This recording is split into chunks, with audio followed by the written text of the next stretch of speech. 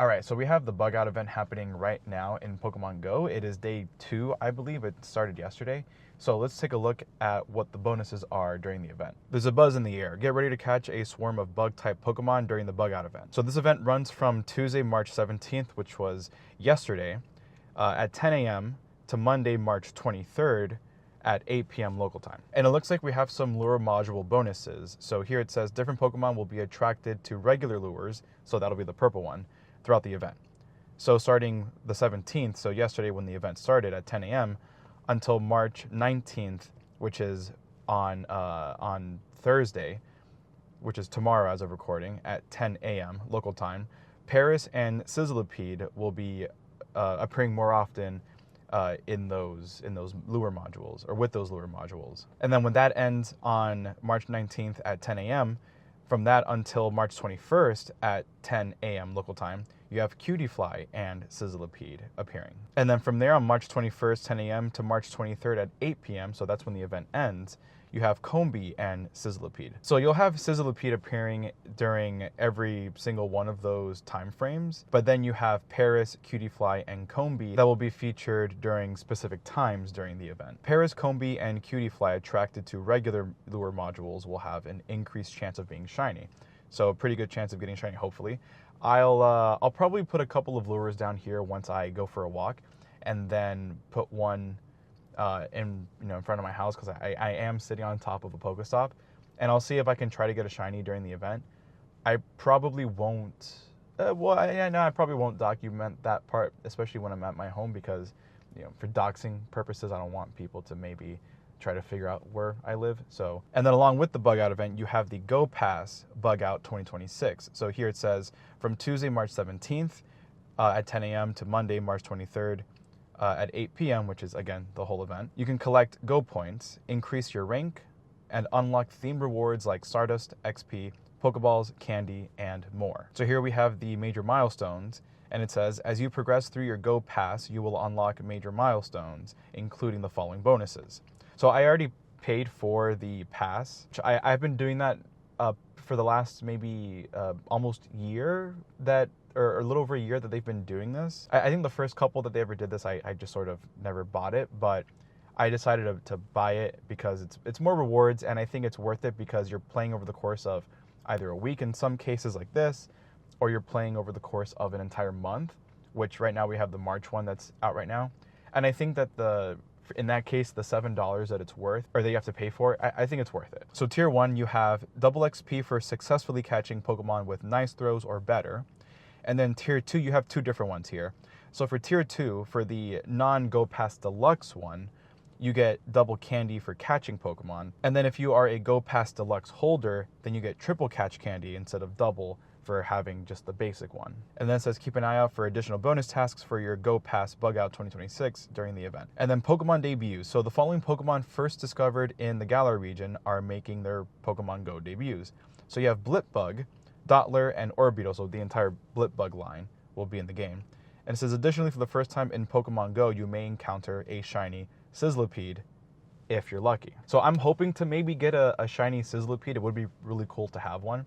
And then, of course, trying to get the other Pokemon like the Paris, the Cutiefly, and whatever the third one was that I'm now blanking on. I'm hoping that those will be that they'll be spawning frequently enough, and they did say that those will have their shiny chances increased. So if I can encounter enough of them, and you only get like a half-hour window anyway when you use these lure modules, I'm hoping to get maybe 1 or 2 shinies, so that way I can complete the Pokedex, or the shiny Pokedex anyway, for these Pokemon. I've never had a shiny Paris before, and I've also never gotten a shiny Cutiefly. And then the one I forgot, Combee, I don't think I have one either. If I do, it's a male one. But the goal, of course, is to try to get a shiny female Combee, so that way it can evolve into a Vespiquen. But now that we have sort of like the news out of the way with the bug out event, I'm gonna go out for a walk, but I'm gonna be focusing more on telling you guys about what kind of what kind of Pokemon Go player I am, as we're catching Pokemon and doing shiny checks and doing any of these tasks, because I think that it's important to since you guys are kind of getting to know me and I'm doing this, something new, I'm going to establish what kind of Pokemon Go player I am, so you guys kind of have an idea of where I am and the sort of weird rules and habits that I have with catching Pokemon and organization and things like that, and give you guys other backstory to me as for me as a player, and the history of me playing Pokemon Go from day one to now. Alright, so I decided to go to a different park because there were just too many people at the other one that I was at that started showing up after I got there. So I was like, nah, I don't want to look stupid in front of them, so I'm gonna go to a different park. And this one is a little bit more empty. Actually, there's no one here. So while I check all of these Pokemon, I guess I'll go ahead and talk about what kind of Pokemon Go player I am and where I am in terms of my account, what level I'm at, the Pokemon that I have, the shiny Pokemon, things like that. So I'll start by saying that I'm a day one player, so I started playing the game pretty much the day that it came out, which on my account here says July 7th, and I know that there are people that might have July 6th, I believe, as the actual start date for them, and those are people that maybe had early access. Like I know some of the more like maybe a couple of influencers might have a July 6th start date, or people that signed up to do the like the early testing were able to get a start date of July 6th. But I was not one of those people. I got July 7th. I got the actual first day. So now actually I'm gonna stand here in the middle and try to catch all these Pokemon that are here. So currently I'm at level, well, in terms of the current level scaling, or the way that the levels are done now that the max level was increased from 50 to 80, I'm at level 71. I just hit 71 during the Kalos event a couple of weeks ago. But before the change, I was at level 43 with the old system. And that was the level that had you do like 30, well, you had to get 30 wins, not do 30 battles, but you had to do 30 wins or get 30 wins in the Go Battle League in each of the different ranks. So the Great League, the Ultra League, and the Master League. And the thing about Pokemon Go is that I'm not a big fan of the PvP stuff. I don't really get involved in that stuff unless there are rewards that are worth playing towards. If it involves me having to do part of the to get some interesting rewards, if I have to do some Go Battle stuff, then I'll do some Go Battle League stuff. But for the most part, I pretty much avoid doing anything PvP. So here's where I am right now. So level 71, I have 1.4, almost 1.5 million of the current level. I've traveled, or I've walked, I guess, a total distance of 10,626.7 kilometers. Now, even though I've been playing this game now for almost 10 years, I've only ever caught 90,000 Pokemon. I haven't even hit 100,000 yet. And I know that, again, a lot of the top influencers have well over 100,000, 200,000. Probably some of them are close to 500,000. Brandon Tan probably has a couple million Pokemon that he's caught because he's like the ultimate Pokemon Go grinder. I've visited 31,854 Pokestops, which I think is just the number of stops that you spin, if I'm not mistaken. Like if I tap on here, it was 54, right? If I spin this and now check, it says 855 now. So yeah, so that's how many Pokestops I've spun, and I'm assuming that includes gyms as well.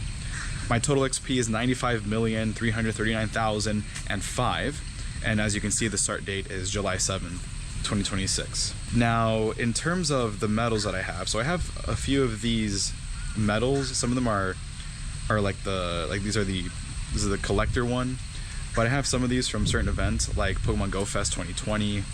Then here I have Go Tour Kanto 2021 and a bunch of other ones.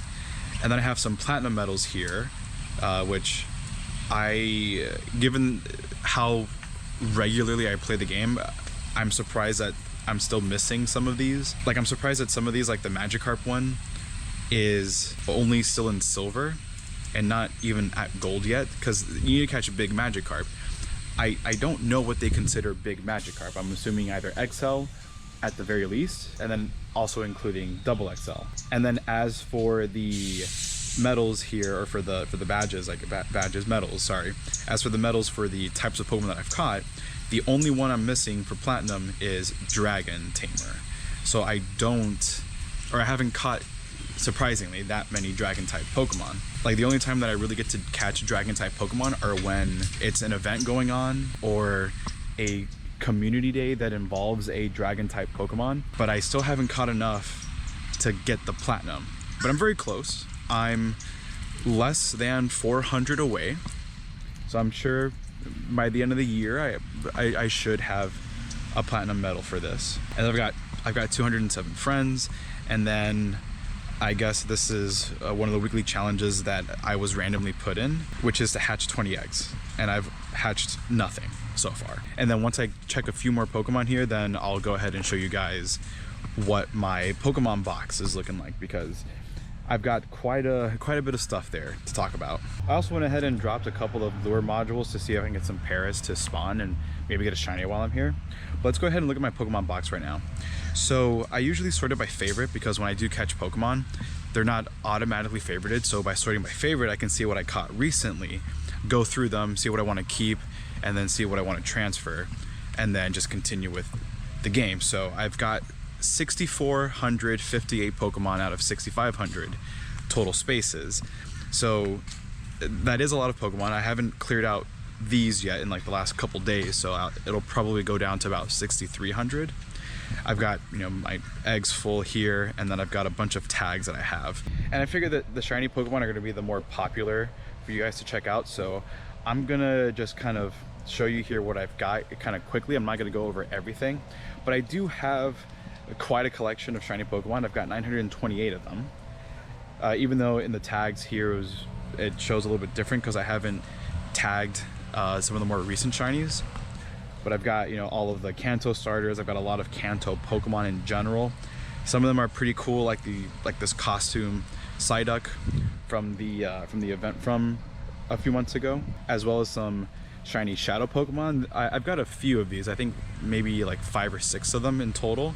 Between this, I know I have a Pinsir that's a shiny Shadow, but I can't remember what the other 3 or 4 were. And then I've got, you know, like mythicals, like the shiny Mew from the event from a while back. Just a whole bunch of Pokemon, some of them being rare, of course, some of them that I only have one of, some of which I have multiples of because of Community Day and other events like Go Fest. I even have a Galarian Moltres, which is kind of funny because when I came across this one, it was like right when the event for the, you know, from when they released the shinies for these Pokemon, when they had that little you know, few day long event, and then they made the update also where if you were to encounter one of these Pokemon, they wouldn't flee from you anymore. So the very first legendary bird that spawned when that update was pushed, it just happened to be this Moltres. Again, I'm not going to go through all of these, but there are quite a lot. I think my first shiny was actually one of these Plusle here. Actually, if I go by recent, so this is oldest. So in 2018, my first ever shiny being a Plusle. And then since then, I've caught 3 more and not a single shiny Minun, which honestly has kind of ticked me off. I've been playing this game for almost 10 years, and every time I come across a Plusle or a Minun, it's always the Plusle that ends up being shiny, and it's really annoying and really frustrating. I guess if we're on the topic of oldest shiny, I figured I would go with oldest Pokemon. So these are Pokemon from, you know, as far back as it can go. I'm not sure exactly where. Let me see. So 2016. So this was the last Pokemon I caught that I have saved from when from the year that the game came out. So we have this costume Pikachu from December 28th, so just before New Year 2016. I don't remember why I kept it. I think I kept it because it's a costume. And then we have this Nidorino, which was about a month before. This Golbat, which has pretty okay stats at 82%, caught also, about a couple weeks before that Nidorino, this Spearow from 2016 from late October, a Dragonite from August, and then from about 10 days before, this is my oldest Pokemon that I've kept, being this Nidoqueen. I unfortunately did not keep the starter Pokemon that you get when you first start the game. I'm pretty sure it was a Bulbasaur I caught. That was my first Pokemon, and I think the reason why I chose that over Charmander or Squirtle or even the Pikachu is because since I'm someone that has the mentality of a completionist, and I want to make sure that I have every Pokemon that's ever released in this game. I want to own every Pokemon, and I want to have a living dex. I figured that, you know, to start the Pokedex off, I would pick the first Pokemon, being the Bulbasaur. But I don't know if the reason why I decided not to keep it was because of its low CP, because, you know, back then CP was sort of like the determining factor for a lot of players for whether or not you kept the Pokemon. And this was before stats were really a thing.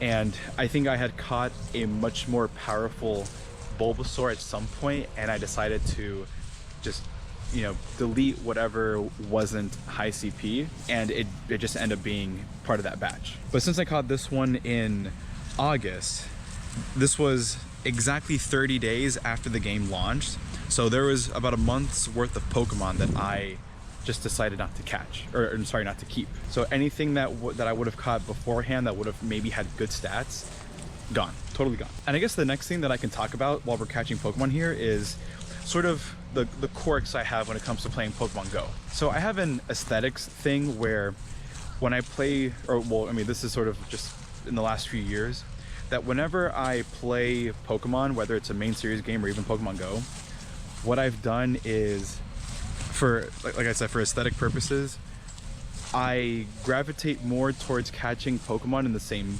Pokeball. I don't like using a variety of Pokeballs because to me it's just the lack of consistency when it comes to the Pokeball that they're in. It doesn't appeal to me, like it's not appealing at all. So I decided that I would catch everything in a standard Pokeball to make it sort of the same across the board. And that goes the same for when I'm playing Pokemon Go. There are certain Pokemon that I will only catch in a Pokeball, whereas some I don't really care if I catch it in a Pokeball or a Great Ball or an Ultra Ball because I've already caught so many of them. And that's pretty much it for like you know, for that quirk of you know, when I play this game. And the other thing too that's kind of weird for me is that I tend to keep a lot of Pokemon that are, you know, 3 stars in terms of IVs and above, but I do have so many Pokemon, I have too many Pokemon in fact, that at some point I do need to go through my inventory or through my box, through my storage, and get rid of whatever Pokemon I don't need.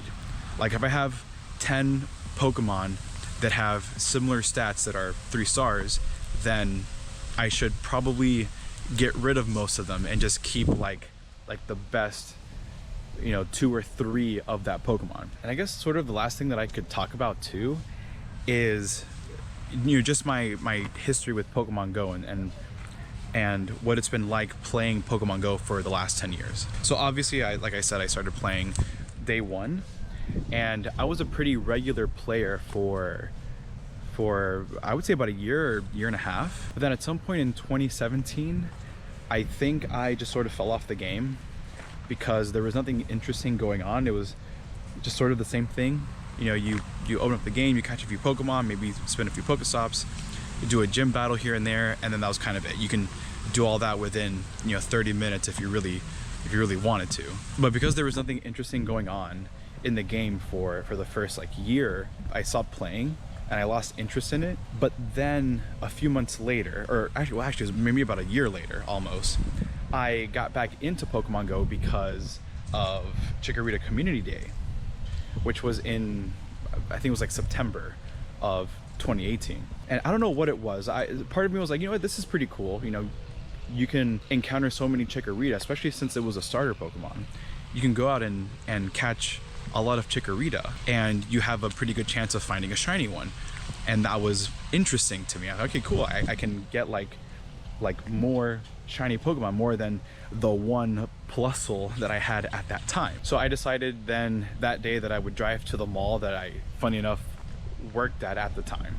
I went to the mall to walk around, and I noticed that there were a lot of other people that were playing Pokemon Go. And during the event, I think I caught maybe just 3 Chikorita, so I was able to get one of each from the line itself, and it was kind of fun. I liked the fact that Pokemon started doing this. Now I know it wasn't the first Calm Day. I think Magikarp was the first Calm Day, but it was the first one that I participated in. It was one of the first ones that they ever did, and it was kind of fun. So ever since then, I kept up with the game more, and you know, whenever some sort of event happened, so a Calm Day or some other type of event happened, I would try to be as involved as I could and try to catch whatever Pokemon that maybe I was missing, try to level up, do whatever I can to actually do to progress through the game. I think it took a few months to get that interest going again. Like, it took me a while to get that motivation to wanting to play Pokemon Go again, and at some point it sort of transitioned where I became a daily player, or almost a daily player. There's still times where I might miss a couple days here and there, but for the most part I try to log in, do the daily catch, the daily Pokestop spin, the daily field research, all that stuff. I try to do that every day if I remember, if I can, and I've been pretty good about it. And I've been involved with so many events. Like, I've done so many events since then, like especially during COVID and everything after. That's when, you know, being bored at home doing nothing, I was like, you know what, let me participate, let me go out for a walk, let me do Go Fest and see how many Pokemon I can catch. And it became a lot of fun. Like, the game was so much better than what it was in the first couple of years, when it came out. And it's become this big thing now, where there's an event pretty much every week.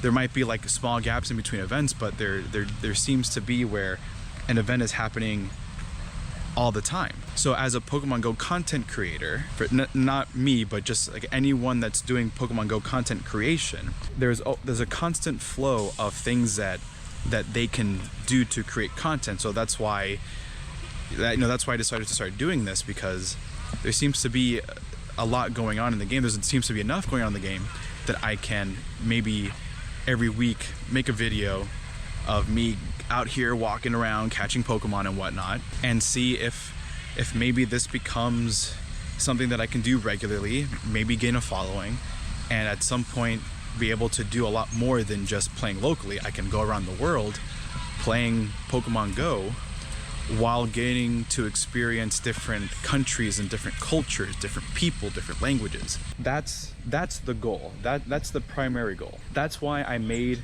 that first that initial introduction video where I talked about those 3 pillars that I wanted to build this channel on, and that third one being traveling being the biggest one. That's sort of the ultimate end goal here. Aside from all that, I don't think there's much left to talk about.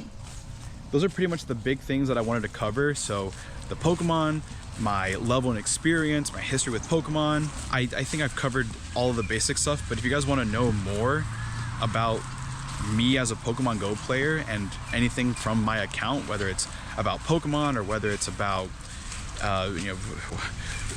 where I've been, I guess, if you want to know where I've been, like where I've traveled to, which is really not much, or maybe some crazy Pokemon Go stories, I could probably do like a follow-up video based on what you guys have responded with, or what kind of questions you guys have asked, and we can talk about all that stuff then. But I think for now, I'm gonna go ahead and finish up here and head back home and continue to play the bug out event from there, or if I go on a walk, and I'll do my best to try to hunt for any shiny Pokemon, whether it's the Sizzlipede or any of the other featured Pokemon like Paris, Cutiefly, and Combee. But for now, thank you guys for watching, and I'll see you guys in the Score Bunny Community Day video, which should be coming up here in the next few days. Hopefully you guys enjoyed that one, and hopefully you guys enjoyed this one, and I'll see you then.